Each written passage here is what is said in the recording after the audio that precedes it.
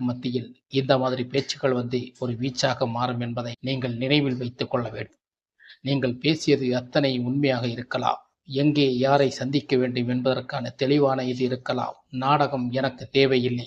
நாடகம் நடிப்பவர்களுக்கு இது முக்கியமாக இருக்கலாம் என்று பட்டும் படாமல் தொட்டும் தொடாமல் சில வார்த்தைகளால் ஒருவரை குற்றப்படுத்தி ஒரு கட்சியை குற்றப்படுத்தி பேசுவதில் உங்களுக்கு என்ன லாபம்? இதை பார்க்கும்போது உங்களை தூண்டிவிட்டு வேடிக்கை பார்ப்பது போல் இருக்கிறது.